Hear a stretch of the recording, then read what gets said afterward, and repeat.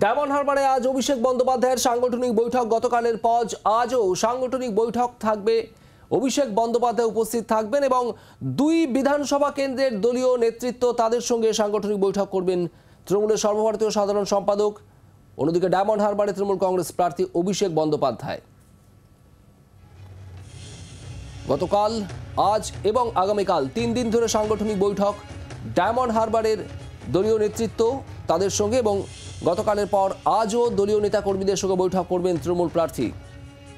আমরা কথা বলবো, আমাদের সঙ্গে রয়েছেন প্রবীর চক্রবর্তী, আমাদের প্রতিনিধি। প্রবীর, গতকালের পর আজও দলীয় নেতাকর্মীদের সঙ্গে বৈঠকে তৃণমূল প্রার্থী ডায়মন্ড হারবারে অভিষেক বন্দ্যোপাধ্যায়। আজ মূলত কোন কোন দিকে ফোকাস থাকবে? এখনো অবধি বিজেপি বা বিরোধীরা তারা কিন্তু ডায়মন্ড হারবারে তাদের ক্যান্ডিডেট ঘোষণা করেন। দেখো, গতকালের মতো আজকে অভিষেক বন্দ্যোপাধ্যায় তার নির্বাচনী কেন্দ্রে ডায়মন্ড হারবারে সাংগঠনিক বৈঠক করতে চলেছেন। গতকাল ডায়মন্ড হারবার এবং ফলতা বিধানসভা নিয়ে বৈঠক করেছেন এবং আজকে তিনি বিষ্ণুপুর এবং শান্তিরাজ্য বিধানসভা নেতৃত্বের সঙ্গে বৈঠকে বসছেন। এবং ইতিমধ্যে দেখা যাচ্ছে যে অভিষেক বন্দ্যোপাধ্যায় যে আমতলা, সেই আমতলার যে নির্বাচনী কার্যালয় করা হয়েছে অভিষেক বন্দ্যোপাধ্যায় যেখানে বৈঠকগুলো হচ্ছে, সেখানে কিন্তু অভিষেক বন্দ্যোপাধ্যায় ইতিমধ্যে এসে উপস্থিত হয়েছেন এবং সেই ছবি দেখতে পাচ্ছে যে অভিষেক বন্দ্যোপাধ্যায় এলেন এবং আজকেও দুটো বিধানসভা নিয়ে বৈঠক হবে। গতকাল বৈঠকে তিনি বার্তা দিয়েছিলেন যে মানুষের কাছে যেতে হবে, যেমন যে সমস্ত প্রচার ক্ষেত্রে রাজ্য সরকার করেছে, সংসদ হিসাবে যা কাজ করেছেন তিনি সমস্ত কিছু মানুষের কাছে তুলে ধরতে হবে এবং যে সমস্ত বুথে তৃণমূল কংগ্রেস পিছিয়ে আছে, কেন পিছিয়ে আছে, এত কাজ করার পরেও রাজ্য সরকারের এত প্রকল্প, রাজ্য সরকারের এত কাজ, সংসদ হিসাবে 10 বছরের এত কাজ করার পরেও সেই সমস্ত বুথে কেন পিছিয়ে রয়েছে মানুষ জানতে চাইছেন অভিষেক বন্দ্যোপাধ্যায় এবং সরকার কর্মীদের নির্দেশ দিয়েছেন যেন তারা প্রতিটি বাড়ি বাড়ি গিয়ে মানুষের সঙ্গে কথা বলেন, জনসংযোগ তৈরি করেন।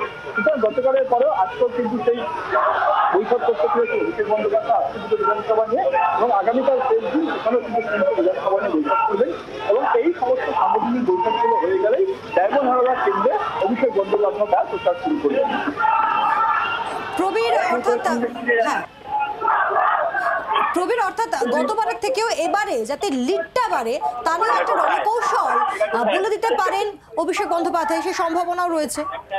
দেখো, এই বৈঠকগুলোতে কার্যত দায়িত্ব বন্টন করে দিচ্ছেন যে নেতা কর্মীরা কোথায় কি দায়িত্বে থাকবেন এবং তুমি জানো যে গত প্রায় 3-4 মধ্যে অভিষেক বন্দ্যোপাধ্যায় ডায়মন্ড হারবারে যে প্রচার করেছেন সেখানে তিনি একটা লক্ষ্যমাত্রা বেঁধে দিয়েছেন যে 4 লক্ষ ব্যবধানে জিততে হবে এবং এই 4 লক্ষ ব্যবধানে জিততে হবে। যে সমস্ত বিধানসভায় একটু 2021-এ মার্জিন কম ছিল, সেই সমস্ত এলাকায় কেন মার্জিন কম, সেই সমস্ত পুরো ময়নাতদন্ত করার নির্দেশ দিয়েছেন এবং ব্যবধানের একটা লক্ষ্যমাত্রা অভিষেক বন্দ্যোপাধ্যায় ইতিমধ্যে বেঁধে দিয়েছেন 4 লক্ষ ভোট।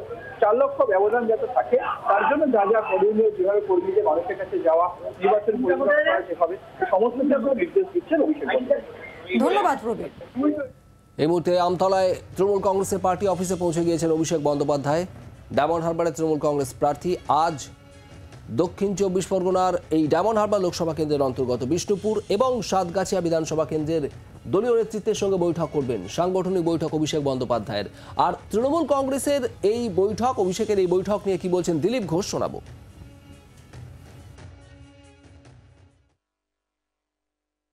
ওখানে সবসময় হাই প্রোফাইলই হয়, লো প্রোফাইল হয় না।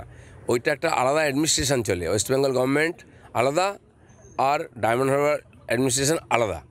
উনিও দেখাতে চান সেটা, সরকারের টাকা নিতে ওখানে বিলি হয় কী করে, অত খরচা করেছেন কেন? একটাই লোকসভা আছে নাকি? বাকি 41টায় কী হয়েছে? কেন যাবে না? কেন সরকার দেখে না? তো ওইসব এদিক ওদিকে লুটপাট করে নিয়ে সেখানে খরচা করে লোককে দেখাচ্ছেন। ডায়মন্ড হারবার জীবনের কী উন্নতি হয়েছে? মানুষের ক্রাইম বন্ধ হয়েছে, ওখানে সামাজিক কী পরিবর্তন হয়েছে? বড় বড় কথা বলেন, করে দেখান। বাংলার আওয়াজ, বাঙালির আবেগ, জি 24 ঘন্টা।